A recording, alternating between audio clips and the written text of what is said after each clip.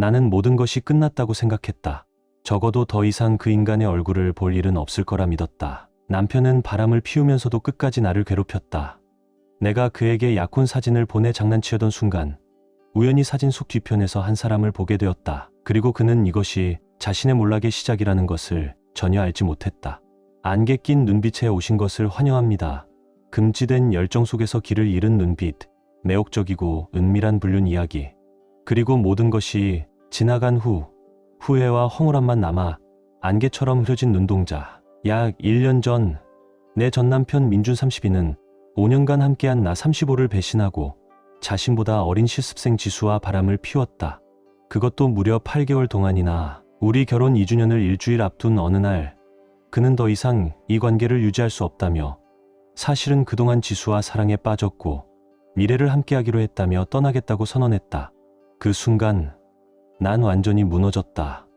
몇 달 전부터 민준의 태도가 이상하긴 했지만 단순히 회사 일로 스트레스를 받는 줄만 알았다. 설마 신입 실습생, 그것도 겨우 23살짜리 여자랑 바람을 피우고 있을 줄은 꿈에도 몰랐다. 하지만 이제야 모든 게 이해됐다. 그가 바쁘다고 야근을 밥 먹듯이 하던 이유, 날 피하는 듯했던 태도, 그 모든 것이 일이 아니라 나 때문이었다. 날 속이느라 받는 스트레스가 더 컸던 것이다. 그리고 그는 회사에서 일하는 게 아니라 지수와 함께 시간을 보내고 있었던 거다. 진실을 알게 된 순간 난 바로 그를 집에서 내쫓았다. 예상대로 그는 이미 지수와 모든 걸 계획해둔 상태였고 곧바로 그녀와 함께 살기 시작했다. 이혼 과정은 끔찍했다. 난 너무 화가 나서 어떻게든 그를 철저하게 망가뜨리고 싶었다. 5년 동안 함께했고 과거에 내가 한 번 배신당한 걸 누구보다 잘 알던 사람이 또다시 내 믿음을 짓밟았으니 나는 원래 사람을 쉽게 믿지 못하는 성격이었다. 그런데 민주는 내 경계를 허물고 나를 믿게 만들었다. 그리고 결국 또다시 그 믿음을 배신했다. 그 일은 나를 완전히 무너뜨렸다. 그때 나는 이미 힘든 시기를 겪고 있었고 그 배신은 내 상처를 더욱 깊게 만들었다. 하지만 지금은 괜찮다.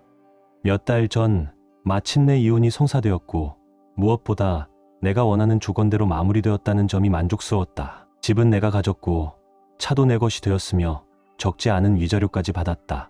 이혼이 나를 치유해주지는 않았지만 적어도 아무것도 없이 끝나지는 않았다는 사실이 작은 위안이 되었다. 그리고 민준이 집을 넘겨주는 걸 몹시 분해했다는 점도 솔직히 말해 나에게는 꽤 통쾌한 일이었다. 어쨌든 지난 몇 달 동안 나는 그저 앞으로 나아가려고 노력해왔다. 더 이상 그를 볼 일도 없고 마주칠 일도 없으니까. 나는 그가 바람을 피웠다는 걸 알게 된 순간 모든 연락을 차단했다. 그리고 친구들에게도 더 이상 그의 이야기를 듣고 싶지 않다고 말했다. 그 후 내가 알게 된 거라곤 그를 집에서 쫓아낸 직후 그가 바로 지수와 함께 살기 시작했다는 것뿐이었다. 아마 지금까지도 같이 살고 있겠지. 하지만 이제 그런 것쯤은 나에게 중요하지 않았다. 이번 주가 원래라면 우리의 결혼 3주년이었을 것이다. 그 때문에 조금 우울한 기분이 들었다. 그런데 그 인간은 내 기분을 더 망치기로 결심이라도 한 듯 이메일을 보내왔다. 거기에는 몇 장의 사진이 첨부되어 있었다.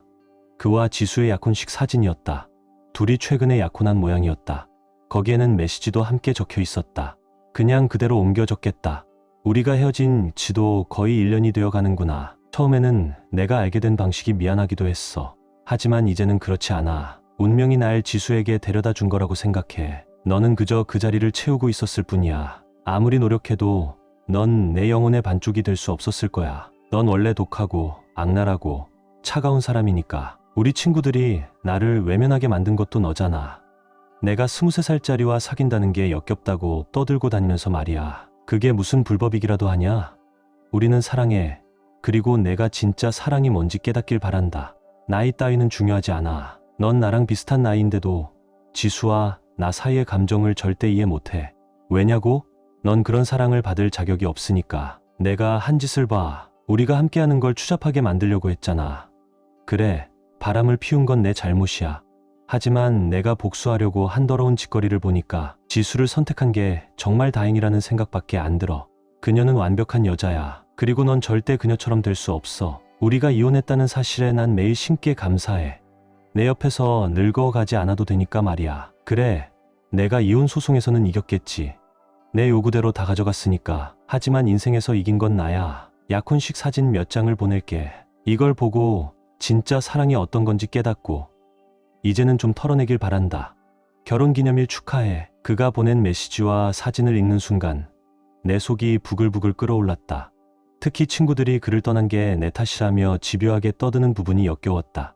내가 일부러 친구들에게 23살짜리 실습생과 사귀는 게 역겹다고 말하고 다녔다는 거다. 그가 지수보다 거의 10살이나 많은데도 말이다. 나는 친구들이 그를 등지게 만든 적이 없다. 민준과 나는 대학 시절부터 알고 지냈고 같은 친구 그룹을 공유하고 있었다. 하지만 졸업 후 나는 타지로 이사하며 자연스럽게 친구들과 멀어졌다.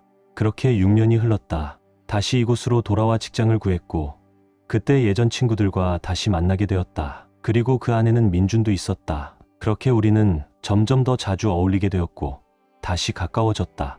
우리 친구들은 모두 끈끈한 관계였고 나와 민준의 연애를 응원해 주었다. 그렇게 우리는 친한 친구들이자 연인이었지만 그가 바람을 피운 순간 모든 것이 깨졌다. 나는 그 사실을 숨길 이유가 없었다. 당연히 친구들에게 알렸고 그들은 스스로 그를 멀리하기로 했다. 나는 그들에게 민준이 23살짜리 실습생과 사귀는 게 역겹다고 말한 적도 없다. 물론 나는 속으로 그렇게 생각했지만 직접 말할 필요도 없었다. 그 선택은 친구들이 알아서 내린 것이니까. 그럼에도 불구하고 민준은 여전히 내가 친구들을 조종해서 자기 편을 떠나게 만들었다고 믿고 있다. 그에 대한 분노와 원망을 놓지 못한 채 끝까지 나를 원흉으로 몰아간다. 하지만 그것보다 더 신경 쓰이는 건 그가 이혼이 내 뜻대로 마무리된 걸 받아들이지 못하고 있다는 사실이다. 내가 원하는 조건대로 모든 게 결정되었고 그는 그것조차 못마땅해 하고 있다. 결국 이 모든 감정을 합쳐 그는 내게 복수라도 하듯 약혼 소식을 들이밀었다.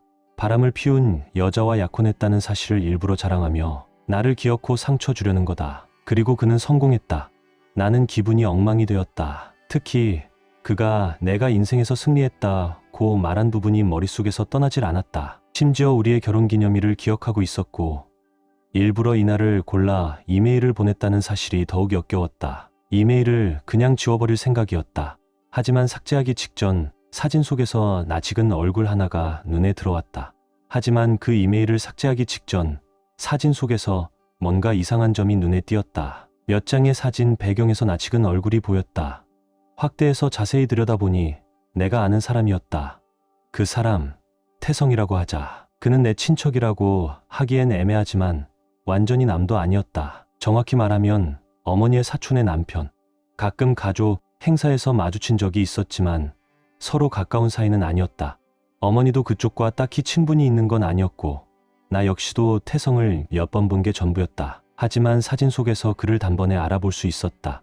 나는 바로 어머니에게 사진을 보내 확인해 달라고 부탁했다. 그리고 상황을 설명하자 어머니는 직접 그 친척에게 전화를 걸어 무슨 일인지 물어보기로 했다. 통화가 끝난 후 우리는 태성이 민준의 사업에 투자하려 했다는 사실을 알게 되었다. 그 약혼식은 단순한 초대가 아니라 사업 파트너로서 신뢰를 쌓기 위한 자리였던 것이다. 알고 보니 민준은 자신의 아버지를 통해 태성과 연결되었다고 했다. 내전 시아버지가 태성의 형과 친분이 있어서 그 인맥을 이용해 투자자로 끌어들인 것이다. 꽤 복잡한 관계였지만 어쨌든 그렇게 얽히게 된 것이었다. 두 사람은 몇 달 동안 투자 관련 논의를 이어오고 있었고 민준은 약혼식에 태성을 초대해 더 가까워지려 했던 것이었다. 나는 어머니에게 친척의 연락처를 받아달라고 요청했다. 그와 꼭 나눠야 할 이야기가 있었기 때문이다.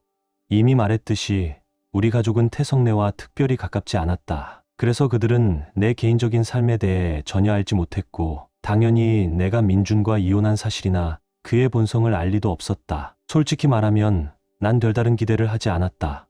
가까운 사이도 아닌 친척이 바람을 피웠다고 해서 태성이 민준과의 사업 기회를 포기할 거라고 생각하지 않았기 때문이다.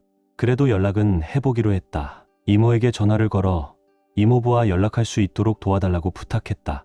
민준에 대해 반드시 전해야 할 이야기가 있었기 때문이다. 그런데 막상 통화를 해보니 태성과 그의 아내는 뜻밖에도 내 말을 진지하게 들어주었다. 그들은 생각보다 훨씬 따뜻한 태도를 보였고 열린 마음으로 대화를 나누려 했다. 그래서 나는 민준과의 이혼 과정, 그리고 그가 어떤 사람인지 솔직하게 털어놓았다. 그리고 마지막으로 민준이 내게 보낸 그 끔찍한 이메일을 그대로 전달했다. 나는 단순한 감정 문제가 아니라 그들이 상대하고 있는 사람이 얼마나 믿을 수 없는 인간인지 경고하는 것이 나의 도리라고 생각한다고 말했다. 내 예상대로 태성과 그의 아내는 큰 충격을 받은 듯했다. 그들에게 민주는 지금까지 매우 친절하고 매너 좋고 신뢰할 수 있는 사업가였다고 한다. 그는 투자, 논의가 오가는 동안 내내 매력적인 태도로 신뢰를 쌓아왔다고 했다. 하지만 나에게는 전혀 놀랍지 않았다. 민주는 원래 그런 사람이니까 처음부터 나를 속였던 것처럼 그는 원할 때면 얼마든지 다정하고 매력적인 가면을 쓸 수 있는 인간이었다. 그래서 지수와의 불륜도 그렇게 오랫동안 감쪽같이 숨길 수 있었던 거다. 어쨌든 내가 모든 사실을 털어놓은 후 태성과 그의 아내는 내게 고맙다고 했다. 그리고 앞으로 어떻게 할지 다시 고민해 보겠다고 했다. 하지만 난 여전히 별 기대를 하지 않았다. 적어도 내가 해야 할 일을 했다는 만족감만으로도 충분했다. 그런데 오늘 뜻밖에도 민준에게서 또 한 통의 이메일이 도착했다. 이번에는 이전과는 완전히 다른 톤으로 내가 태성과 이야기한 후 그는 결국 민준과의 투자 계약을 철회하기로 결정했다. 내 말 한마디에 민준에 대한 신뢰가 완전히 무너진 것이다. 그 이후 태성은 민준을 완전히 피하기 시작했다. 직접 연락조차 않고 비서를 통해 단호한 입장을 전했다. 특수한 사정으로 인해 더 이상 협력할 수 없으니 사업이 잘 되길 바란다. 아주 정중하지만 더없이 명확한 거절이었다. 그리고 태성의 비서는 일부러 내 이름을 언급했다. 서연 씨와 이야기한 후 결정을 내린 것입니다. 즉, 민준이 왜 이런 상황에 처했는지 분명히 알 수 있도록. 민준은 나와 연락할 방법이 없었기에 결국 다시 이메일을 보냈다. 내용은 필사적이었다. 그는 이미 회사를 그만두었고 사업을 시작하기 위해 사람들까지 모집한 상태였다. 태성의 투자가 없으면 모든 걸 접어야 했고 다시 직장으로 돌아가야 했다. 하지만 그는 도저히 그럴 수 없었다. 그러자 그는 나에게 매달리기 시작했다. 제발 이번만 도와줘. 내가 잘못했어. 태성이 다시 돌아오게 해준다면 널 내 사업의 공동대표로 만들어 줄게. 이메일을 읽으면서 나는 웃음이 나왔다. 한때 내 앞에서 그렇게 우월감을 뽐내던 인간이 이제는 처절하게 나에게 매달리고 있었다. 결국 스스로 자초한 일이었다. 날 깎아내리려던 그의 계획은 완벽하게 역효과를 냈고 이제는 그가 나에게 구원을 요청하고 있었다. 나는 마치 세상을 다 가진 기분이었다. 그런데 갑자기 죄책감이 들기 시작했다. 몇 시간 전까지만 해도 통쾌함을 느꼈는데 문득 내가 너무 잔인한 사람이 된 건 아닐까 하는 생각이 들었다. 민준과 다를 게 없는 사람이 되어버린 건 아닐까. 이렇게까지 통쾌해하는 내가 너무나 끔찍한 인간처럼 느껴졌다. 나는 이 감정에 대해 부모님과도 이야기해봤고 친구들에게도 솔직히 털어놨다. 그들 모두 나에게 이렇게 말했다. 내가 죄책감을 느끼는 건 내가 착한 사람이기 때문이야. 하지만 그렇다고 해서 내가 잘못한 건 아니야. 그 말이 틀리진 않았다. 하지만 그들이 나를 사랑하는 만큼 나를 감싸고 있다는 것도 잘 알고 있다. 객관적인 시선에서 판단해 줄 사람이 필요했다.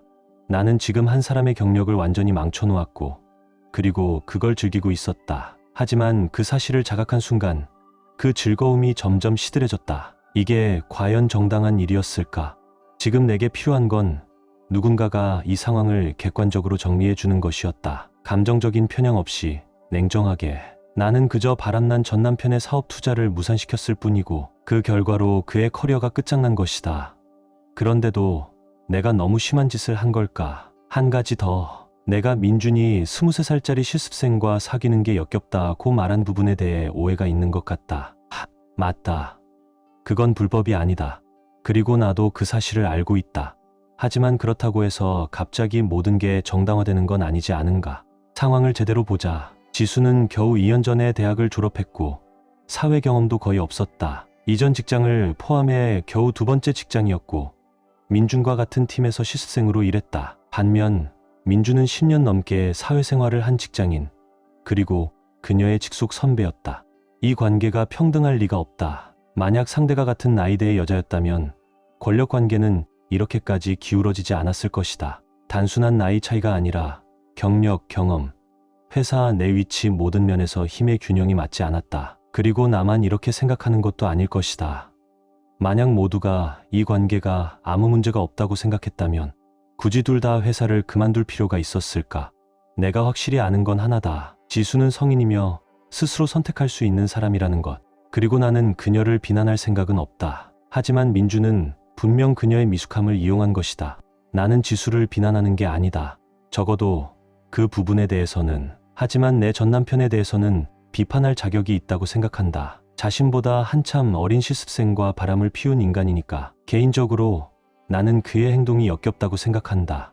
그리고 이 생각을 바꿀 생각도 없다. 그가 지수의 미숙함을 이용했다고 생각하고 그 자체로 충분히 비윤리적이고 소름 끼치는 일이라 생각한다. 물론 모든 사람이 나와 같은 의견일 필요는 없다. 그건 상관없다. 하지만 내가 역겹다고 말했다고 해서 나를 욕할 이유는 없지 않나. 그 남자는 바람을 피웠다. 나는 그를 비판할 권리가 충분히 있다. 그리고 친구들에게 먼저 그 이야기를 한 것도 아니다. 나는 단지 사실을 말했을 뿐이고 그들이 먼저 역겹다고 말한 것에 동의했을 뿐이다. 내가 친구들에게 민준과 지수를 끊으라고 강요한 것도 아니었다. 그건 그들 스스로 내린 선택이었다. 내가 하고 싶은 말은 이거다. 나는 이 모든 일을 최대한 성숙하게 받아들이려 노력했다. 불필요한 감정 싸움이나 복수극에 휘말리고 싶지 않았다. 나는 단 하나의 목표만 있었다. 이 결혼에서 가능한 한 빨리 벗어나 이혼을 마무리하는 것. 그러니까 제발 굳이 나를 욕할 필요까지는 없지 않은가. 이런 걸로 나를 증오하는 건 정말 불필요한 일이라고 생각한다. 그래도 나를 이해해준 사람들, 예의를 지켜준 사람들에게는 감사하다고 말하고 싶다. 나머지 사람들, 솔직히 말해 도대체 뭐가 문제인지 모르겠다. 다른 사람을 이렇게까지 증오하는 건 정말 정상적인 일이 아닐 텐데. 나는 결국 민준에게 답장을 보냈다. 그가 내게 보낸 이메일, 그것은 애절한 부탁이자 절망에 가까운 몸부림이었다. 그는 나에게 기회를 주겠다고 했다. 사업 공동대표 자리를 제안하면서 내가 태성을 설득해 투자를 다시 이끌어 오길 바랐다. 하지만 나는 더 이상 그의 인생에 엮이고 싶지 않았다. 이미 한번 배신당한 사람에게 다시 손을 내밀어 줄 만큼 어리석지는 않았다. 나는 단호하게 답장을 썼다. 제안 고맙지만 전혀 관심 없어. 결국 그는 한번 나를 배신했다. 나는 같은 실수를 2번 반복할 생각이 없었다. 그리고 나는 분명히 말했다. 태성과 이야기를 나누긴 했지만 그에게 투자하지 말라고 강요한 적은 없다고. 그건 어디까지나 태성이 스스로 내린 결정이었다. 나는 단지 민준이 어떤 사람인지 사실을 말해줬을 뿐이다. 그리고 그 사실을 알게 만든 것도 민준 자신이었다.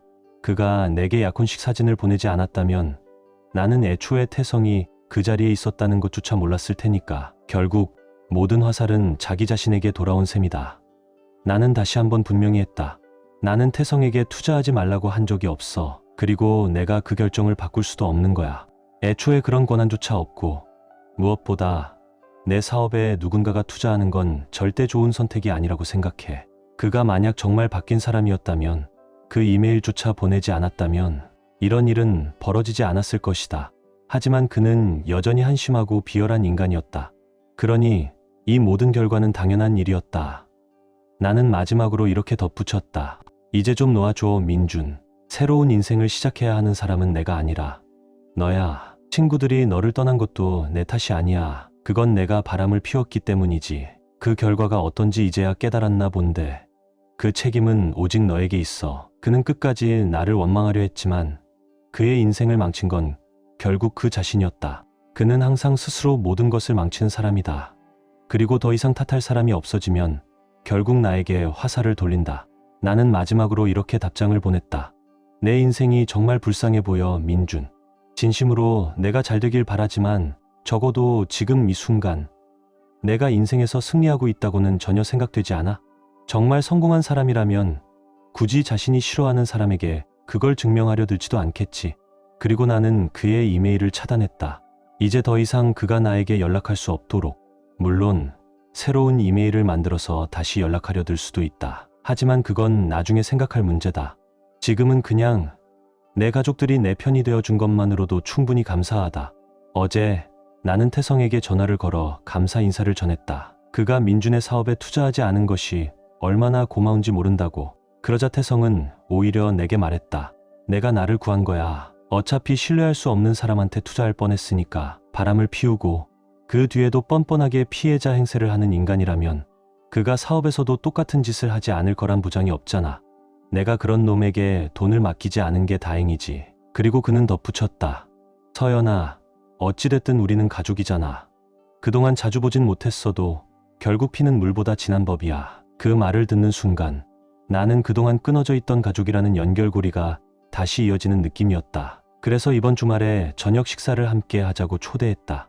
부모님도 모시고 오랜만에 다 같이 시간을 보내기로 했다. 솔직히 이런 계기로 가족들과 가까워질 줄은 몰랐다. 하지만 이번 일을 통해 우리는 다시 연결될 수 있었다. 그리고 민준과 있었던 일들에 대해 친구들과도 이야기를 나눴다. 그들은 한결같이 말했다. 내가 죄책감을 가질 필요 없어. 그 인간이 자기 발로 무너진 거야. 나는 이미 이전에도 비슷한 말을 했지만 다시 한번 확실히 짚고 넘어가고 싶었다. 그런데 이번에 친구들이 알려준 사실이 하나 더 있었다. 그동안 내 감정을 보호해 주려고 말하지 않았던 것들이었다. 알고 보니 우리가 이혼하는 동안 민주는 친구들을 내 편에서 돌려세우려고 온갖 수를 썼다. 나를 악역으로 몰아세우고 그들이 법정에서 자신에게 유리한 증언을 하게 만들려는 수셈이었다. 그는 필사적이었다.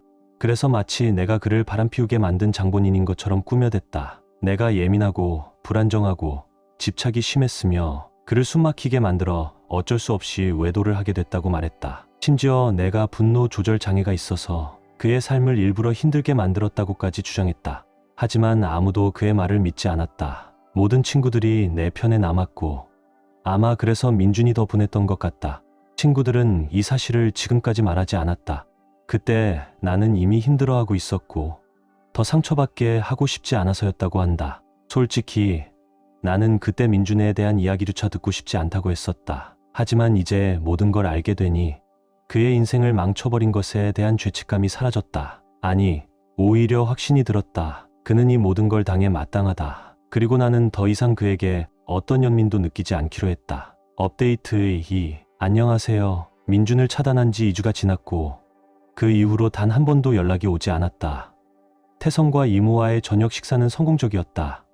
부모님도 함께 오셔서 어머니 역시 사촌과 가까워지는 계기가 되었다. 오랜만에 가족과 함께 시간을 보내서 정말 즐거웠다. 그리고 태성이 말해준 또 하나의 소식. 내가 이혼한 후 태성의 형이 내 전 시아버지와 연락을 끊었다고 한다. 내 전 시댁이 민준을 감싸고 돌았던 건 당연한 일이지만 태성의 형은 그게 옳지 않다고 생각한 것이다. 그 말을 듣고 나는 더 확신할 수 있었다. 내 선택은 옳았다. 그리고 오늘 저녁 그 확신을 더욱 굳히게 만든 일이 일어났다.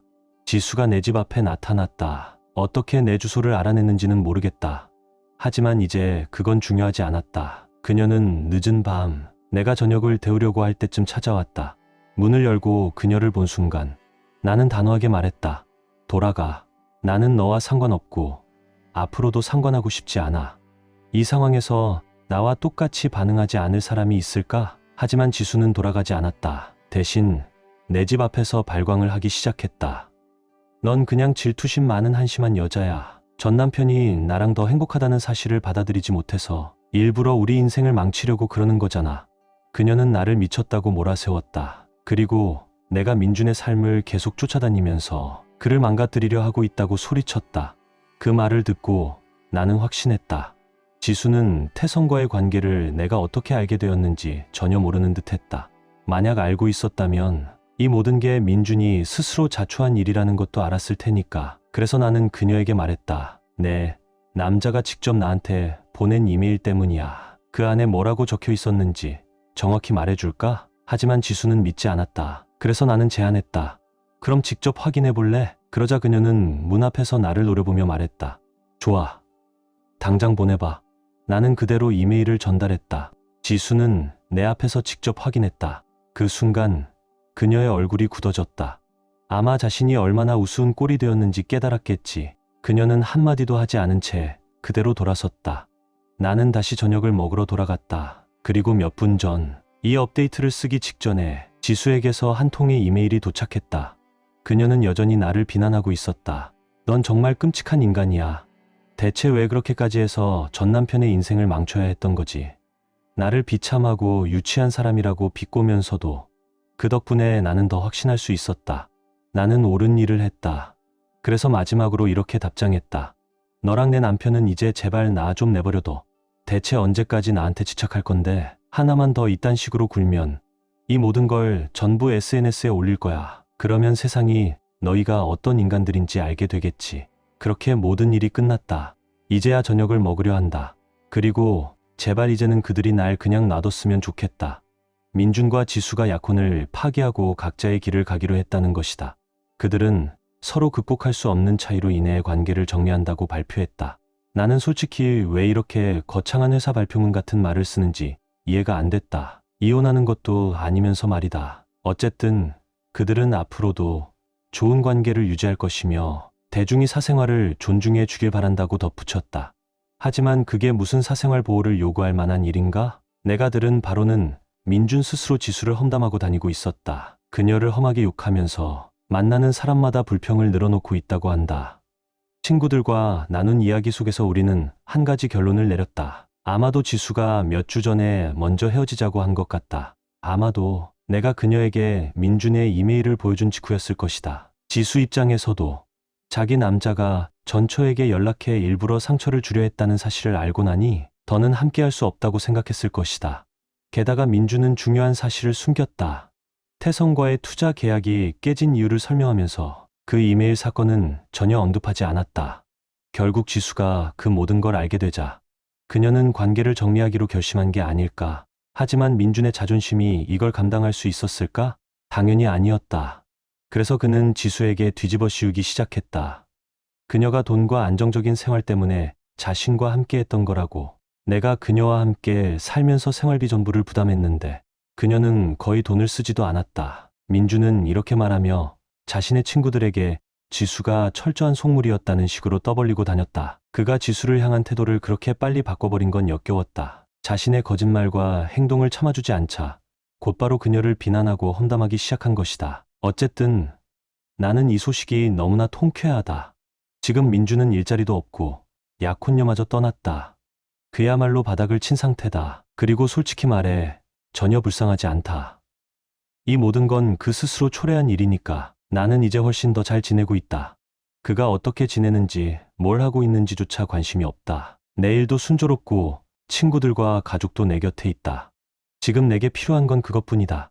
예전에는 그가 고양이 알레르기가 있어서 한 번도 키울 생각을 못했는데 이제는 정말 한 마리 데려올 때가 된 것 같다. 하지만 굳이 뭔가 더 바랄 것도 없다. 이미 나는 충분히 행복하니까. 이렇게 긴 이야기를 끝까지 들어줘서 정말 고마워요. 솔직히 말해 이 과정이 쉽지는 않았지만 결국 나는 더 강해졌어요. 모든 걸 내려놓고 이제는 내 행복만 생각하려고요. 여러분도 부디 자기 자신을 가장 소중히 여기길 바라요. 좋아요와 구독도 잊지 마시고 다음 이야기에서 또 만나요.